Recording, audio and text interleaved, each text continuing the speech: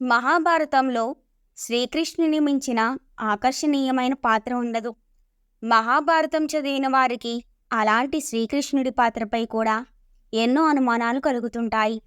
శ్రీకృష్ణుడు అండగా ఉన్నా కూడా పాండవులు ఎందుకు అన్ని కష్టాలు పడ్డారు? ద్రౌపది పిలిస్తే కాని శ్రీకృష్ణుడు రాకూడదా? ధర్మరాజుని జూదానికి వెళ్లకుండా కృష్ణుడు ఆపి ఉండొచ్చు కదా? సుయోధనుడు శకునితో ఆడించినట్టు ధర్మరాజు శ్రీకృష్ణుడితో ఆడించి ఉండొచ్చు కదా? ఇవన్నీ ఎందుకు జరగలేదు? ఆపదలో కూరుకుపోయినప్పుడు తప్ప ఆపద రాకుండా ఆపలేడా? ఇలాంటి ప్రశ్నలెన్నో సహజంగానే వస్తాయి.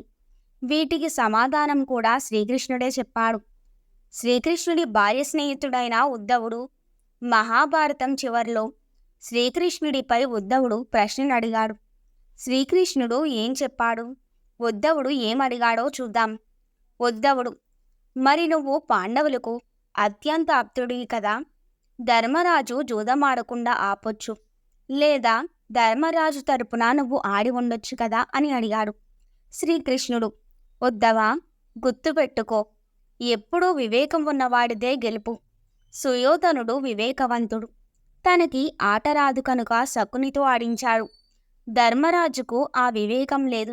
ధర్మరాజు కూడా నన్ను ఆడమని అడిగి ఉంటే వేరేలా ఉండేది. కానీ అతను అలా చేయలేదు.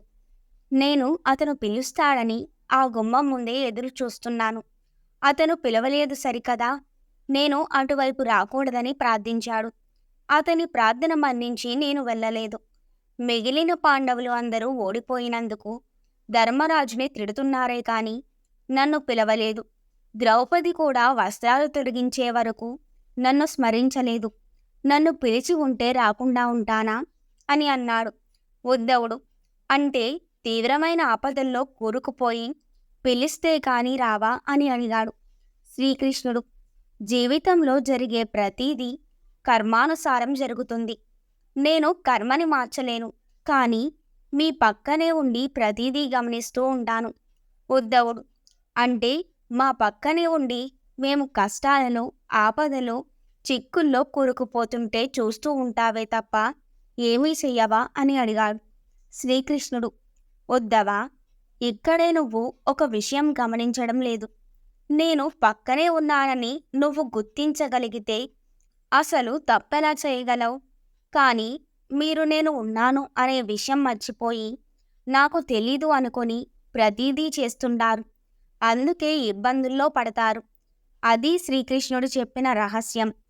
కృష్ణుడు నిత్యం మన పక్కనే ఉంటాడు అనే దృష్టి ఉంటే చాలు. పూజలు ఏమీ అవసరం లేదు. ఆయన పక్కనే ఉన్నాడు, అన్నీ చూస్తున్నాడు అని గుర్తించుకుంటే మన జీవితం సాఫీగా సాగుతోంది. ఇదే ఉద్ధవుడికి శ్రీకృష్ణుడు చెప్పిన కీలకమైన రహస్యం.